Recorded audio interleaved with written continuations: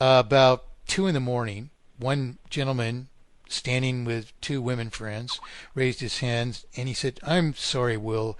This is one of the most uh, interesting topics I've ever heard, but I must apologize. Our daughter also got married today, and we haven't been to her reception yet, so we do have to go." So three people left to another wedding reception. It was getting light outside before we finished our discussion, and those were the only people to have left. It's likewise been the reception at, well, for instance, Jerry Brown's campaign against Bill Clinton. I was invited to the San Francisco campaign headquarters of the Brown campaign and immediately was asked to speak. And they actually concluded their business before 300 delegates from all over the country. And then about 50 people in the back reminded this woman that was running his campaign that, no, you'd forgot you were going to have Mike Montagne speak. And I got to the podium, and the woman, I've forgotten her name now, she was wonderful. But she whispered to me as I got to the podium, "Keep it under 3 minutes. You'll just, you have people going to sleep on you."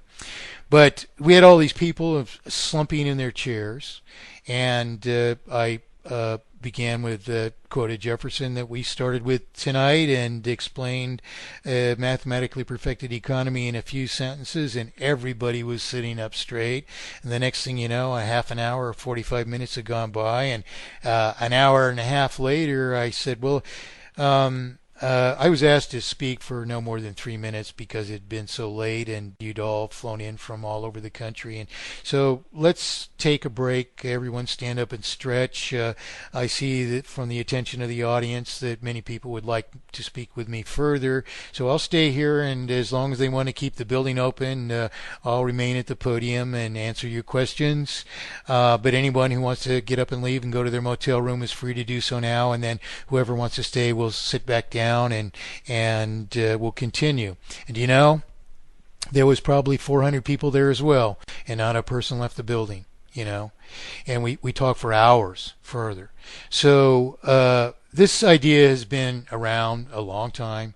It's been tested at the highest intellectual levels, and it's second-grade math. It's indisputable whether or not there is one and one only solution for inflation and deflation.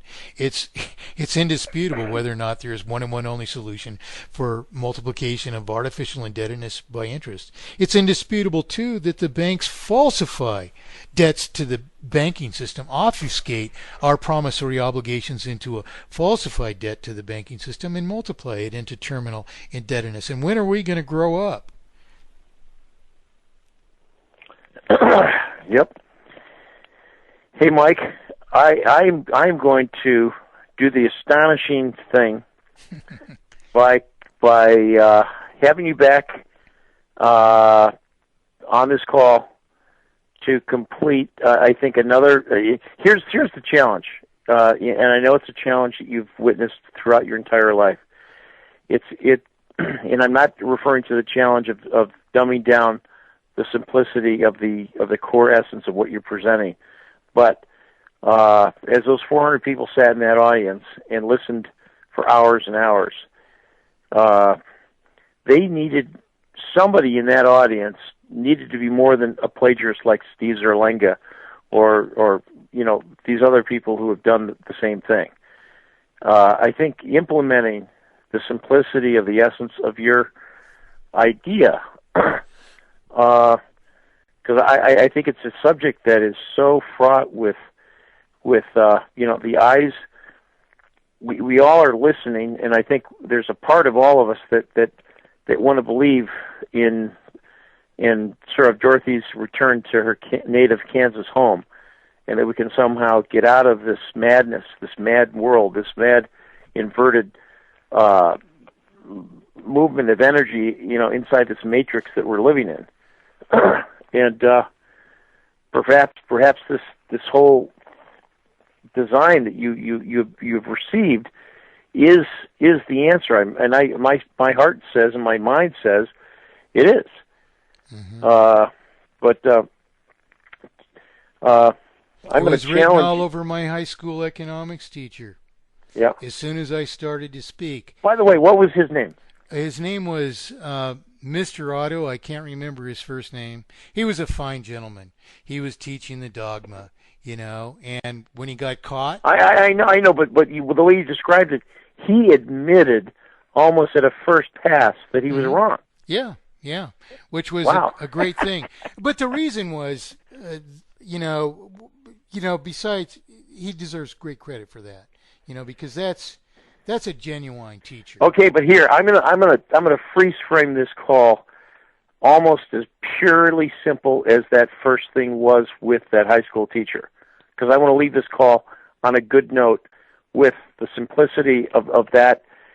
Boy, you caught him in the crosshairs of the truth, in a blinding light effect, and he looked at you as you're a 16-year-old high school kid, right? Yeah.